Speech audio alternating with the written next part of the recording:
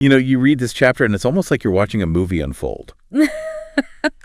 Like, verse 1 starts right out with this rod, this branch coming out of Jesse's line, The Book of Mormon is really clear. When it talks about Jesse, it's going back to King David, his father. Yeah. And that whole line, that royal lineage, it's all pointing to, well, the Messiah. It's like a direct line to Christ. And it's interesting. The prophecy doesn't just stop at like who he is. You get to verse 2 and it starts describing what he'll be like.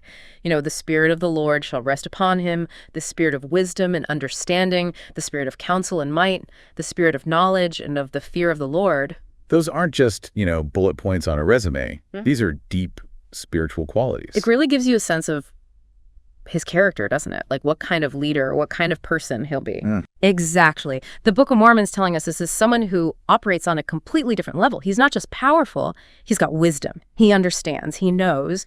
And the fear of the Lord, that's not about being scared. No. It's more like a profound reverence for God, that's going to shape every decision he makes. Then it gets even more interesting. Verse 3 it says, he shall not judge after the sight of his eyes, neither reprove after the hearing of his ears. Right. There's something really profound there. It's like divine justice. It goes beyond what we can see or hear. A lot deeper. Right. The Book of Mormon is hinting at something beyond our understanding, a judgment that's based on, true understanding, on empathy, on something way bigger than just what's on the surface. And that kind of reminds me, how the Book of Mormon presents Christ. There's this compassion, but also this firmness. Yeah. Like in verse 4, it says, he'll judge the poor with righteousness and reprove with equity for the meek of the earth.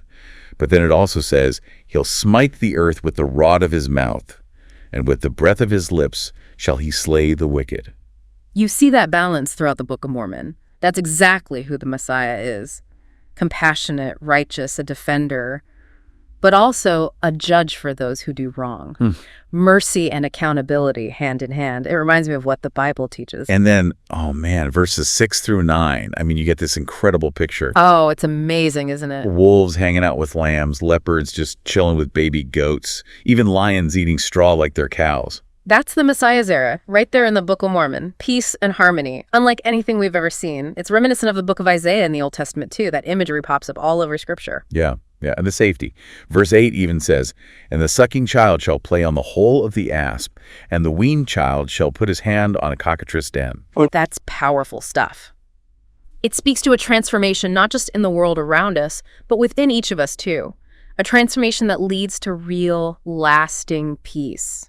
And all of this change hinges on the knowledge of the Lord, as it says in verse 9. At the foundation. It says, the earth shall be full of the knowledge of the Lord as the waters cover the sea. Imagine a world just saturated with divine knowledge. That's the promise the Book of Mormon gives us. Then things shift a bit. In verse 10, we start talking about the gathering of God's people. And this root of Jesse becomes like a symbol, drawing everyone in. That's the thing about the root of Jesse. It speaks to a unity, a hope that's meant for everyone, Jew, Gentile, everyone. The Book of Mormon really drives that point home. And this gathering, it's global. Verse 11 even lists all these different places. It's Syria, Egypt, Pathros, Cush, all these places that represent like the scattering of Israel throughout history. It's like the scriptures are saying, it's time to come back together. Exactly. And there's this focus on healing old wounds, like the division between Ephraim and Judah mentioned in verse 13. It's a theme that runs throughout the scriptures. Reconciliation, coming together. And the Book of Mormon doesn't shy away from miracles. You've got the parting of the Red Sea and the Exodus. And here in verse 15, it talks about the drying up of the Egyptian sea. Like a new path is being cleared. A way back to God. Verse 16 even calls it a highway. It reminds me, how the Israelites had their journey out of Egypt? It's powerful stuff, isn't it? It's a reminder that God can move mountains, literally, to bring his people back to him. The Book of Mormon is really painting a picture of hope and restoration here. I think so. That's all the time we have for today. Please follow our podcast and subscribe for more. Yes, thank you. We'll see you next time. See ya.